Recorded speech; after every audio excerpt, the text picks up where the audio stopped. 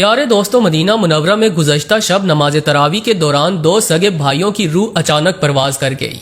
जनाजे में ऐसा क्या मौजज़ा हुआ कि जिसे देखकर तमाम अफराद दंग रह गए। जनाजे के दौरान आसमान से नाजिल होने वाली मखलूक कौन थी, ये जानकर आप यकीन नहीं कर पाएंगे। दोनों भाइयों का हकीकी वाक़या जानने के लिए वीडियो को आखिर तक जरूर देखिएगा। वीडियो को लाइक और चैनल को सब्सक्राइब करना हरगिज़ न भूलें। तो आइए चलकर मौजू का बाकायदा आगाज करते हैं।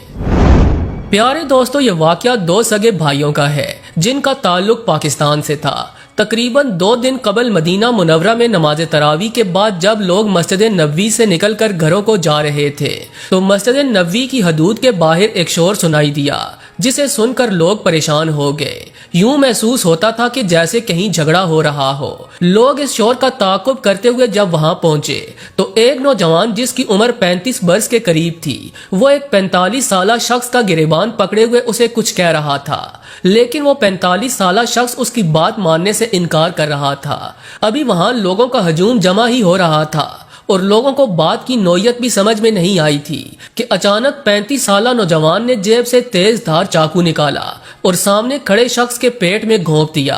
वो 45 साला शख्स इस वार के लिए तैयार ना था और देखते ही देखते जमीन पर गिरकर तड़पने लगा, क्योंकि चाकू उसके पेट से आर पार हो चुका था और उस शख्स के पेट से तेजी से खून बहने लगा और उसकी मौत वाक़े हो गई। इस वाक़े के बाद भगदड़ सी मच गई। कुछ अफराद कातिल नौजवान के पीछे भागे ताकि उसे पकड़ सकें और वो नौजवान भी डर कर भागने लगा कि अचानक लड़खड़ाकर औंधे मुंह जमीन पर गिर गया। चाकू उसके हाथ में था और वो इस अंदाज से गिरा कि चाकू वाला हाथ उसके पेट के नीचे आ गया और उसका अपना ही चाकू उसके पेट में जा घुसा और वो भी आन की आन में दम तोड़ गया। ये बड़ा ही अजीब मामला था कि कातिल भी मकतूल की तरह खुद ही अपने चाकू का शिकार होकर हलाक हो चुका था। ये सब इतनी तेजी से हुआ कि जमा होने वाले लोग हैरान रह गए। प्यारे दोस्तों, तरावी से फारिग होने वाले नमाजी जैसे जैसे इस मकाम से गुजर रहे थे वैसे वैसे मजमा जमा होता जा रहा था। कुछ अफराद ने कातिल और मकतूल दोनों को पहचान लिया और बताया कि ये दोनों सगे भाई हैं और इनका ताल्लुक पाकिस्तान से है। ये यहाँ जॉब करते थे। इस वाक़े के बाद इन दोनों सगे भाइयों के पाकिस्तान में मौजूद रिश्तेदारों से राब्ते शुरू कर दिए गए ताकि इनको इत्तला देने के बाद इनकी तदफीन की जा सके।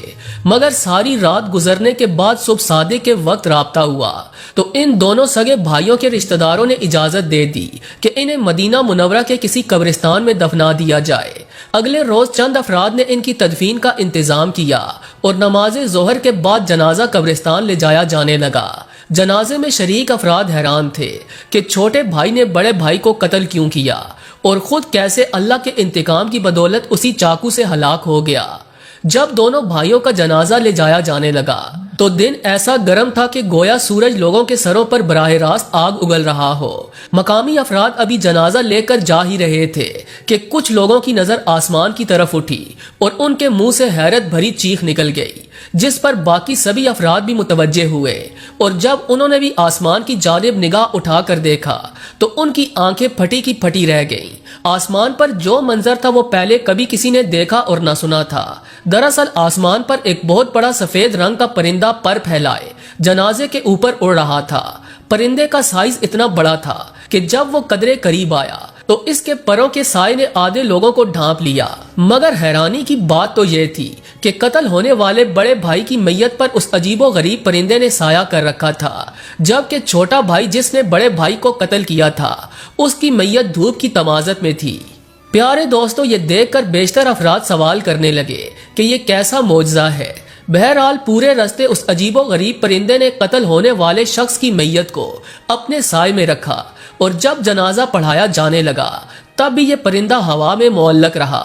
इसके बाद एक और हैरानकुन वाक़या रुनुमा हुआ कि जब दोनों भाइयों को कब्रों में उतारा जाने लगा तो लोगों ने महसूस किया कि कत्ल होने वाले भाई की कब्र से मैसूर कुन खुशबू आ रही थी और उसकी कब्र निहायत कुशादा हो चुकी थी, जबकि कातिल भाई की कब्र से बदबू निकलती हुई महसूस हो रही थी और उसकी कब्र भी तंग हो चुकी थी, जिस पर लोग समझ गए कि कत्ल होने वाला शख्स बेकसूर था और छोटे भाई ने जानबूझकर बड़े भाई को कत्ल किया। यही वजह थी कि अल्लाह ने अजीबो गरीब परिंदा भेजकर लोगों को बावर करवाया कि नाहक कत्ल होने वाला इंसान बख्श दिया जाता है। جب لوگوں نے قتل ہونے والے شخص کو قبر میں اتار دیا تو سایہ کرنے والا پرندہ بھی آسمان میں پرواز کرتے ہوئے غائب ہو گیا۔ یہ معجزہ دیکھ کر لوگ دنگ رہ گئے۔ جب ان دونوں بھائیوں کے بارے میں مزید تحقیق کی گئی تو ان کو جاننے والے چند دوستوں نے انکشاف کیا کہ چھوٹے بھائی نے دھوکے سے بڑے بھائی کی جائیداد ہتھیا لی، لیکن اس ظلم و زیادتی پر وہ خاموش رہا اور اللہ سے دعائیں کرتا کہ اے میرے اللہ، میرے چھوٹے بھائی نے مجھ پر ظلم کیا، تو مجھے بخش دے اور مجھے بہترین صلہ عطا فرما۔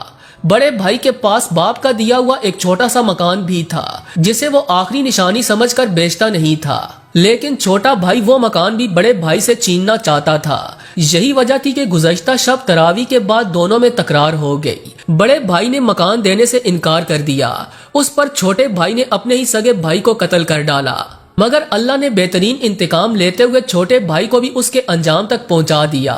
چونکہ سعودیہ میں ان دونوں کو کم ہی افراد جانتے تھے، یہی وجہ تھی کہ اللہ نے اپنی آسمانی مخلوق بھیج کر تمام لوگوں پر آشکار کر دیا کہ قصوروار کون تھا اور سچا کون۔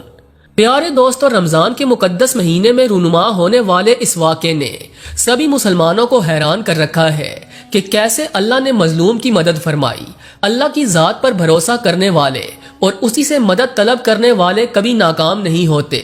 یہ واقعہ اس بات کا ثبوت ہے، لہٰذا ہمیں چاہیے کہ ہم رب کے حضور سجدہ ریز ہو کر اسے مانگیں، اور اگر کوئی زیادتی کرے تب بھی اللہ سے ہی مدد طلب کریں، وہ اپنے بندے کی صدا ضرور سنتا ہے۔